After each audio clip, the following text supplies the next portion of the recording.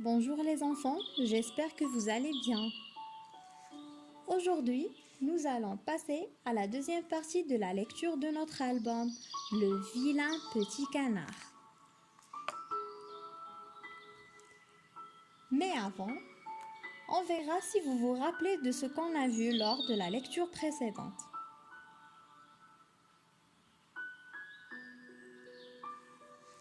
Les enfants, dites-moi comment on appelle cet endroit.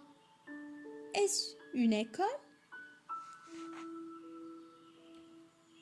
C'est la ferme. Super.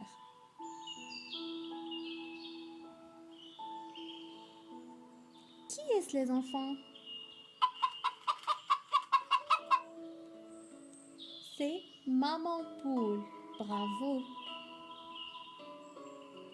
C'est qui?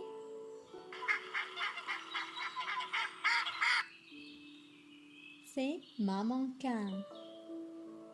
Bravo. Et ce petit?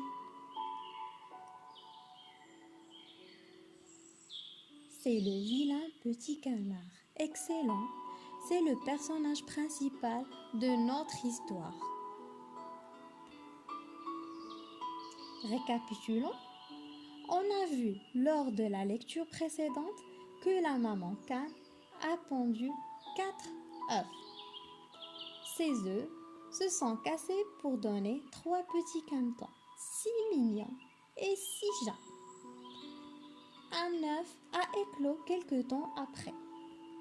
Mais ce petit ne ressemblait pas à ses frères et ses sœurs. Il a dû supporter les rires et les moqueries des animaux de la ferme. Puis arriva un jour important dans la vie des canards. C'était le jour où les mamans cannes doivent présenter leur caneton pour la première fois à la grande mare. C'était l'événement de l'été.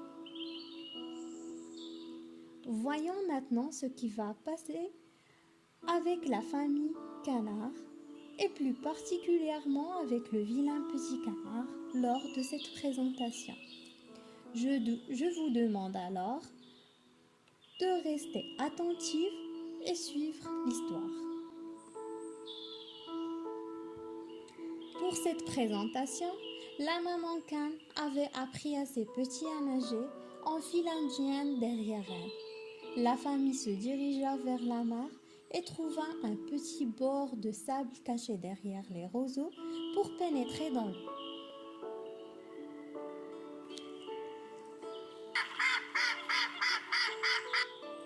Vous êtes prêts les petits? Oui maman. Alors, attention, en file indienne, en avant. La petite troupe entra dans l'eau et partit en direction des autres canards qui pataugeaient de l'autre côté de la mare. En arrivant devant les animaux de la ferme, la maman toute fière entendit des exclamations admiratives.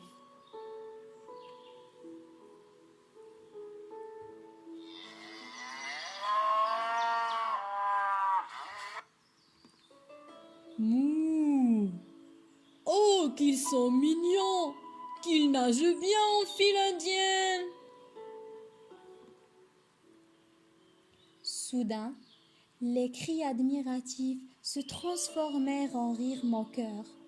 Le vilain petit canard qui était le dernier de la file faisait son apparition.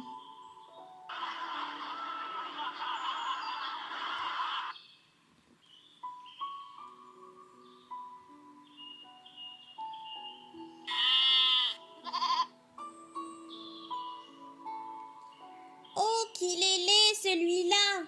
Mais d'où vient-il? On dirait une poule mal coiffée.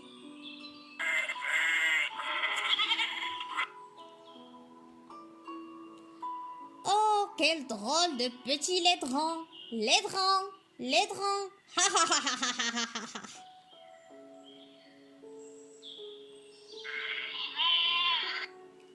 La maman se mit en colère, mais ne peut rien dire. car tous ces animaux sont de la même ferme et étaient ses amis. Elle ne voulait pas se fâcher contre eux. Plus tard, après la présentation, elle s'adressa au petit vilain canard.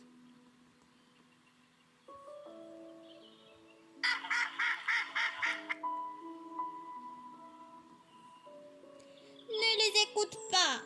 Ils sont méchants. Tu es un de mes petits cantons et je t'aimerai toujours autant que les autres.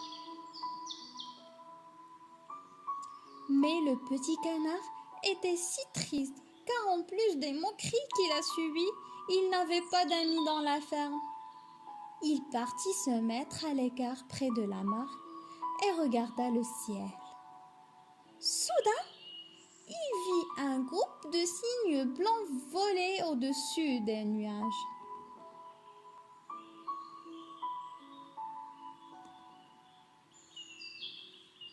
Oh, qu'est-ce qu'ils sont si bons! Et si seulement je pouvais être comme eux, si bons, si volants si loin dans le ciel!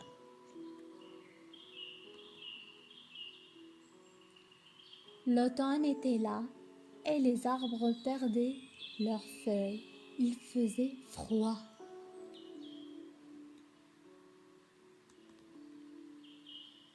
Et tous les animaux de la ferme restaient au chaud. Le vilain petit canard n'avait pas froid et décida de partir si loin de ce monde hostile et moqueur.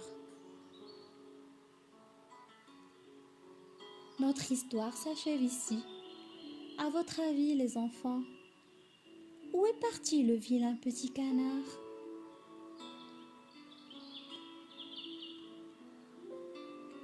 Je vous dis à bientôt pour une prochaine lecture.